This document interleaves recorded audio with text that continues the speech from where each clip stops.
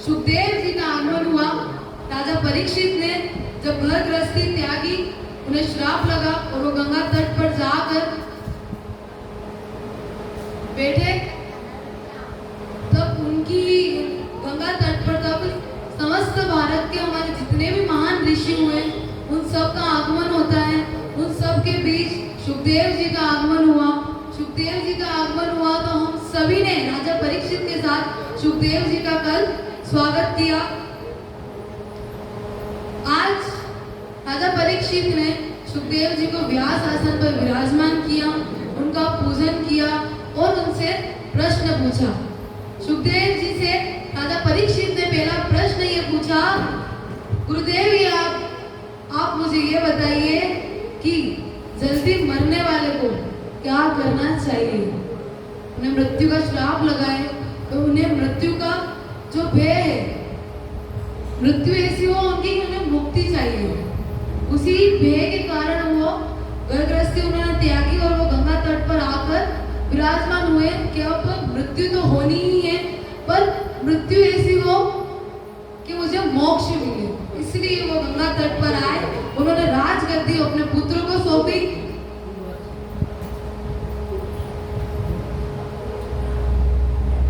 और वैराग्य धारण करके गंगा तट पर विराजमान हुए।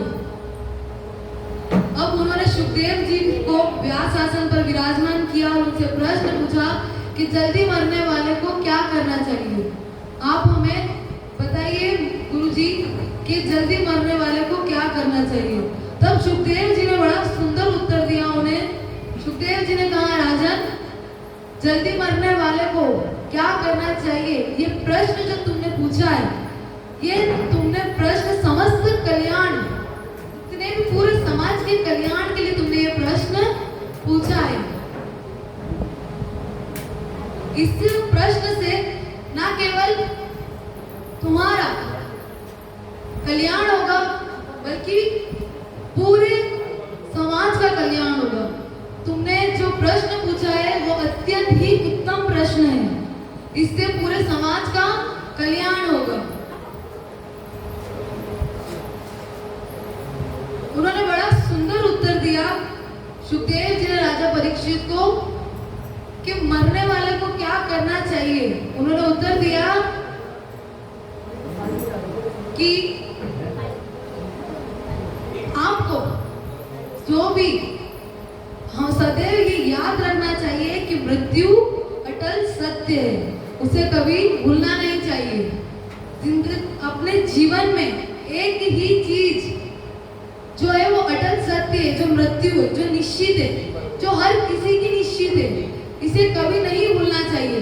इसे विचार करके पूरा जीवन जीना चाहिए। उन्होंने कहा कि परीक्षित, हमारे शास्त्रों में कलयुग की में जो मनुष्य की आयु बताई गई है वो मात्र 100 वर्ष है। कल आपने जाना कि सतयुग, त्रेतायुग और द्वापर और कलयुग में मनुष्य की उम्र किस प्रकार घटती चली है। लाख वर्ष से हो गई 10,000, 10,000 से 1,000, 1,000 से हो गई 100, तो कलयुग में हो गई 100 वर्ष। इतनी सी आयु में वो क्या क्या करेगा। अगर आप बचपन से ही भक्ति में नहीं है तो आप अगर वृद्ध अवस्था में भी आपके मुख पर भगवान का नाम नहीं आएगा। जिसने जीवन पूरा जैसा जिया होता है, जिस प्रकार जीवन उसने व्यापन किया होता है, उसी प्रकार अंत समय में उसी के मुख पर वही चीज का नाम होता है। तो मृत्यु के समय भगवान की शरण में जाना ये सही नहीं है। बचपन से ही भक्ति करनी चाहिए, बचपन से ही भगवान के चरणों में ध्यान लगाना चाहिए। उन्होंने कहा राजा परीक्षित को कि अगर भगवान के चरणों में आपको ध्यान लगाना है, भगवान के चरणों में आपका मन लगे, उसके लिए आपको बचपन से ही प्रयास करना होता है। उन्होंने बड़ा सुंदर उत्तर दिया। उन्होंने कहा, राजा परीक्षित ने आप पूछा कि मन को भगवान के चरणों में कैसे लगाएं। ये मन बड़ा चंचल है, इसे भगवान के चरणों में कैसे लगा है। आइए, मन बड़ा चंचल है, किस प्रकार चंचल है ये हम सत्संग के माध्यम से जानेंगे।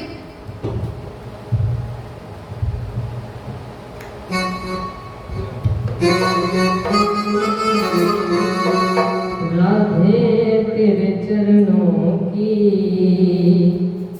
धूल जो मिल जाए, सच कहता हूँ श्यामा,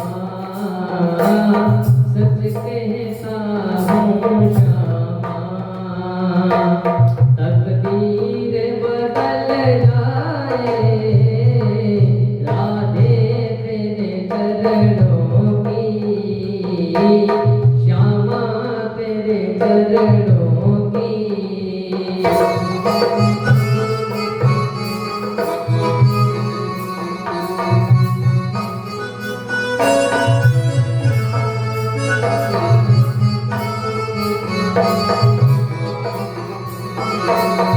ये मन बड़ा चंचल है, कैसे तेरे भजन करूं।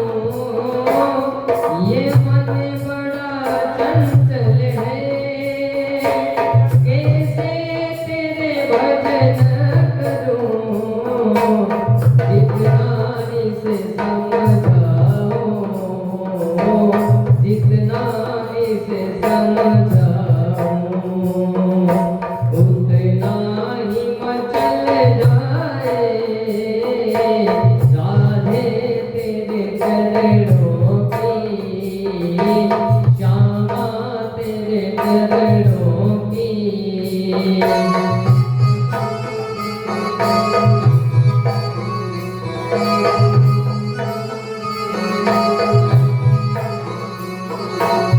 सुनता हूँ तेरी रहमत, दिन रात बरसती है। सुनता हूँ तेरी रहमत, दिन रात बरसती है। एक बूंद जो मिल जाए, एक बूंद जो मिल जाए, मन की कली खिल जाए, राधे तेरे चरणों की, श्यामा तेरे चरणों की।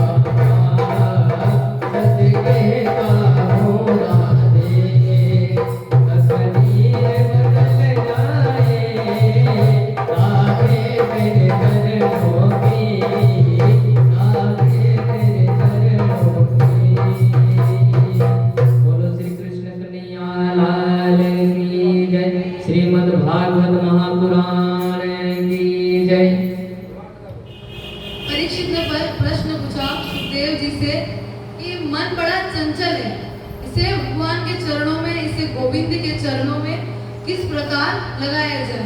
तब सुखदेव जी ने उत्तर दिया, उन्होंने कहा कि मन की जो चंचलता है उसे समाप्त करने के लिए 4 बातों का ध्यान रखना आवश्यक है। ये 4 बातें अगर आपने ध्यान में रखी तो मन की जो आपकी चंचलता है वो समाप्त हो जाएगी, और समाप्त हो जाएगी तो आपका मन भगवान के चरणों में लगेगा और धीरे ही धीरे वो बढ़ता जाएगा। आपका सत्संग, मनन, चिंतन, श्रवण सब बढ़ता जाएगा। उन्होंने जो 4 बातें बताई उसमें से पहली बात ये, सुखदेव जी ने कहा, राजन, चारों बातों में से सबसे पहली बात ये है कि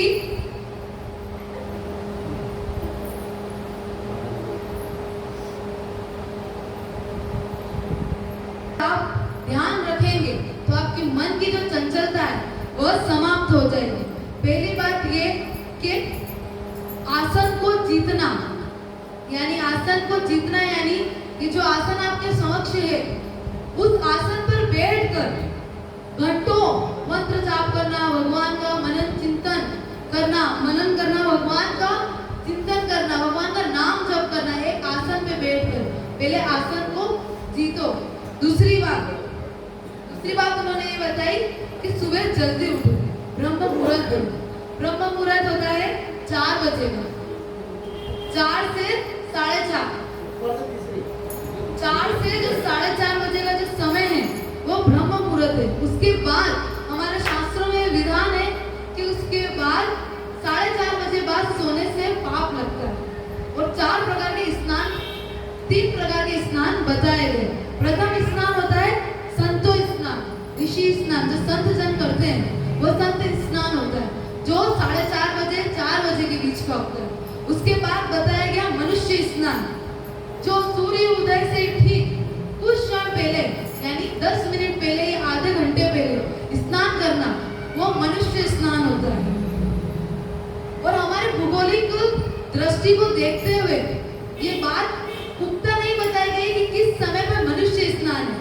हमारे भारत में सूर्य उदय सभी जगह अलग अलग समय पे होता है।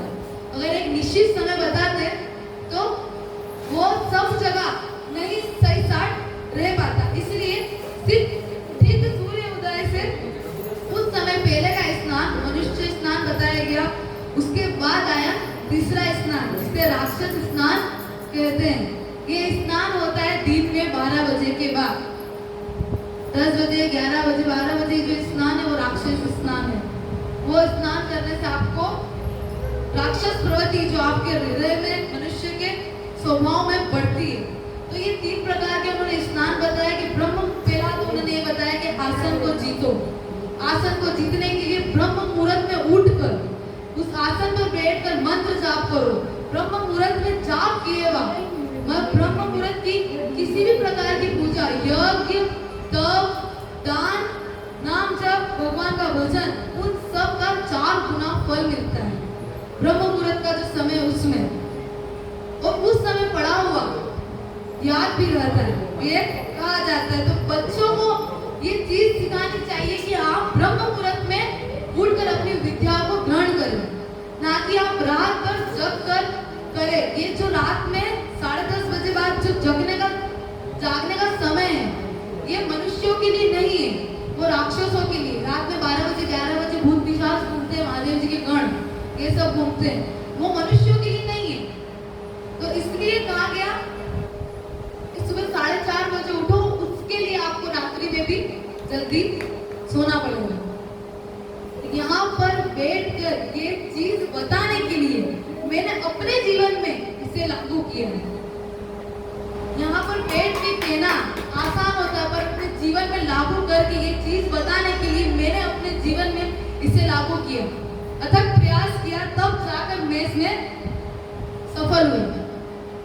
तीसरा उन्होंने बताया, 2 बात मैंने बताई, तीसरी बात उन्होंने बताई संग जीतना, जो बहुत महत्वपूर्ण है। संग जीतना यानी आपकी संगति कैसी होनी चाहिए। अगर आप भजनांधी के साथ, भक्तों के साथ, भगवान के जो चरणों में ध्यान लगाते हैं नित्य, उनके साथ अगर आप उनके साथ अगर आपकी संगति रहेगी तो आप भी भक्त बनोगे, आप भी भगवान के चरणों में ध्यान लगाओगे। उनके साथ रहने की उनके जो गुण है वो धीरे धीरे आप में भी आएंगे। वहीं अगर आपने किसी मदिरा पान करने वाले का संग किया या किसी बुरी संगत में पड़े हुए का संग किया, जिसके कर्म कुकर्म है, जिसके कर्म में जरा भी व्यवस्थित नहीं है, जो भक्त नहीं है, जो पापी है, जैसे कि उनके जो संग है जुआ इत्यादि, वेश्यावृत्ति, मदिरा पान, ये सब इनके संग किया तो आप में भी धीरे धीरे वो गुण आएंगे। अधिकतर माता पिता संगति में बहुत विशेष ध्यान रखते हैं और रखना भी चाहिए। जो नहीं रखते उन्हें रखना चाहिए, और जो रखते हैं उनके बच्चे उन्हें नहीं समझते। वो यूँ समझते हैं कि हमारे माता पिता पुराने जमाने के हैं और हम इस जमाने के। जमाना नहीं बदला है, आप बदले।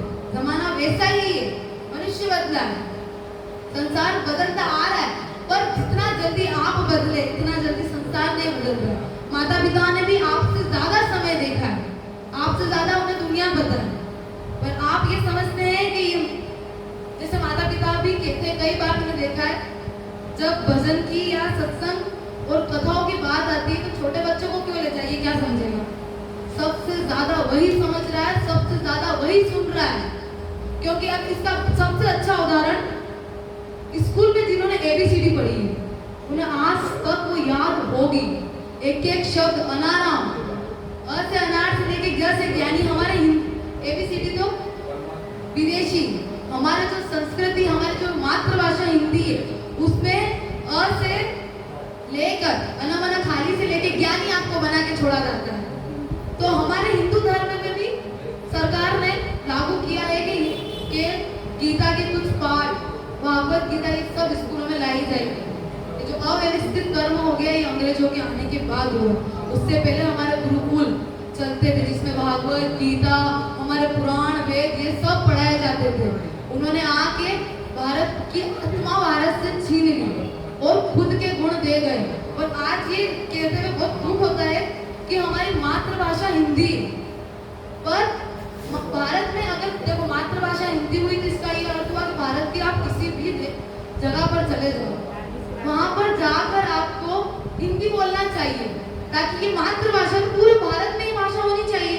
पर हमें अगर दक्षिण भारत में जाना है तो वहां जाकर आपको इंग्लिश में बात करनी पड़ेगी, वहाँ हिंदी कोई नहीं समझेगा। तो ये हमारी मातृभाषा सिर्फ नाम की रह गई है। हमने इंग्लिश को इतना अपना लिया, इतनी विदेशी संस्कृति अपना ली कि हम हमारी संस्कृति भूल गए। हमने वेशभूषा भी विदेशी धारण की, टीका माला और हमारा जो परिधान जो पवित्र है उसे बदलते बदलते हम इतना अंग्रेजों के परिधान पर आ गए कि भारत की जो आत्मा थी वो बिल्कुल भारत से छीन ली गई। तो ये हमने ही किया है। हम बदलेंगे तब हमारा, जैसे हम बदले, हमारा घर बदला, गली बदली, गली बदली तो मोहल्ला बदला तो शहर बदला, और शहर बदला तो पूरा भारत बदला। तो ये संकल्प है आप लोग लीजिएगा कि हम हमारी संस्कृति को ज्यादा से ज्यादा अपनाएं, हमारी संस्कृति से हम मुंह ना मोड़ें। टीका लगा के लोगों को शर्म आती है, ये हमारी पहचान है। टीका और माला हमारी पहचान है, हम सनातनी है। एक सनातनी को ये सब लगाना चाहिए, ये हमारा धर्म है, इससे शर्माना नहीं चाहिए। ऐसा कहा जाता है कि आप अगर कोई से अभी सोने का हार वगैरह पहन लो, कितना भी महंगा आभूषण पहन लो, 9 लाख का हार क्यों ना पहन लो, पर वो आपको मुक्ति दिलाएगा, ये बात की कोई गारंटी है, कोई निश्चितता है? पर अगर ये तुलसी की माला आपके गले में रही तो आपको भले आपके कर्मों के अनुसार आपको वहां पर ऊपर जो भी आपके साथ होगा, पर आप नर्क नहीं जाओगे, इस बात की तो पूरी ही गारंटी दी जाती है। ये भाग्य तुलसी का प्रभाव है, तुलसी माता का प्रभाव कौन नहीं जानता है, पर इन्हें अपना नहीं रहे, जानते सब है। पर तुलसी की माला कौन धारण करता है? अंत समय में कहा जाता है कि तुलसी दल भी मुख में होता है ना, तो यम के दूत उसे छोड़कर चले जाते हैं, उन्हें लेने भगवान आते हैं, भगवान के पार्षद आते हैं, भगवान का धाम प्राप्त होता है। अंत समय में अगर जिसके कान में भगवान का नाम जाए, मुख में तुलसी दल हो, गंगा जल हो, तो उसकी कितनी महानता है कि उसको नर्क नहीं जाना पड़ेगा। आगे कथा में इससे विस्तार से हम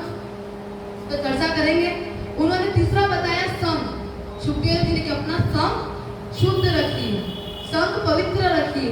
आप इतना अपने में सामर्थ्यता रखो कि अगर आप किसी गलत के संग में हो तो वो आपके संग से सुधर जाए, ना कि आप उसके संग से बिगड़ जाओ। इतना अपने संग को शुद्ध रखिए। इतना उन्होंने चौथी बात बताई कि इंद्रियों को जीतना। चौथा, अपने इंद्रियों को वश में करना, ना कि इंद्रियों के वश में रहना। इंद्रियों को किस प्रकार वश में किया जाता है? जब ये 3 प्रकार के नियम आपने अपने जीवन में लागू किए तब ये चौथा में आप प्रवेश करते हैं, तब जाके आप इस चौथे की तरफ अपना एक पग अग्रसर करते, एक पग बढ़ाते। इंद्रियों को वश में करना बहुत कठिन कहा जाता है, पर अगर आपने इन नियम का अनुसरण किया, इसको अपने जीवन में लाए तो इंद्रियों को भी वश में किया जा सकता है। हमारी 10 इंद्रियां बताई गई। 5 कर्म इंद्रिय होती है, 5 ज्ञान इंद्रियां होती है। तो इंद्रियों को वश में करना बहुत महत्वपूर्ण कहा गया। इंद्रियों, हम मनुष्य अभी इंद्रियों के वश में है, ना कि इंद्रियां उसके वश में है। कथा में मन नहीं लगने का एक बहुत बड़ा कारण ये है कि इंद्रियां वश में नहीं रहती। आपका मन कथा में है और मतलब आप शरीर से कथा में और आपका मन घर पर है। घर पे क्या हो रहा है, मेरे कारोबार में क्या हो रहा है, ये वो ये सब जो चीजें हैं। पंडाल में आओ तब ये सारी चीजें संसार में छोड़ के आओ। यहाँ आने के बाद आप सिर्फ भगवान के हो। बाहर आपकी भले कितनी भी अलग पहचान है, यहाँ आने के बाद आप एक भक्त हो। आपकी यहाँ पर आने के बाद हम सबकी पहचान है कि हम भक्त हैं। उन्होंने 4 बातें बताई और इन चारों बातों को ध्यान में रखने से इंद्रियों को वश में किया जा सकता है। अब सुखदेव जी से राजा परीक्षित ने प्रश्न पूछा कि गुरुदेव, आप जो मुझे ये धर्म का उपदेश दे रहे हैं, आप जो ज्ञान का उपदेश मुझे दे रहे हैं, जिसे भगवत धाम कहा जाता है, जिसे भगवत धर्म कहा जाता है, ये भगवत धर्म किसने किसको पहली बार सुनाया? मुझे ऐसा पता है कि ब्रह्मा जी को नारायण ने प्रथम बार सुनाया। तो कैसे सृष्टि का निर्माण भगवान ने किस प्रकार किया? कैसे भगवान ने पूरी दुनिया बनाई? भगवान हमारे साथ इस दुनिया में है तो भगवान दुनिया कैसे बना सकते हैं? इस प्रश्न का निवारण कीजिए। अब इस प्रश्न के उत्तर से पहले एक विशेष बात कि अब कथा जो चलेगी वो परीक्षित ने जो जैसे जैसे प्रश्न पूछे उस प्रकार से पूरी कथा हम सुखदेव जी के मुखारबिंद से यहाँ से कथा सुनेंगे। परीक्षित के जितने भी प्रश्न हैं उन सभी प्रश्नों का उत्तर यहाँ से सुखदेव जी दे रहे हैं। सुखदेव जी ने उनके प्रश्न का उत्तर देने से पहले प्रभु के चरणों में ध्यान लगाया। श्री राधा रानी सरकार श्री कृष्ण भगवान के चरणों में ध्यान लगाया और उन्हें उत्तर दिया कि भगवान ने सृष्टि किस प्रकार बनाई। उन्होंने कहा कि सबसे पहले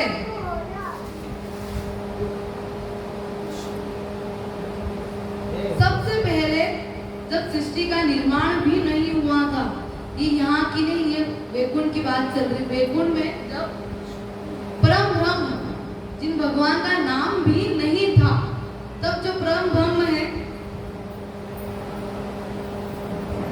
जो परम ब्रह्म है, ब्रह्मदेव ने परम ब्रह्म अखिल कोटि ब्रह्मांड नायक, ये जिन्हें कहा जाता है, उनका नाम कैसे हुआ?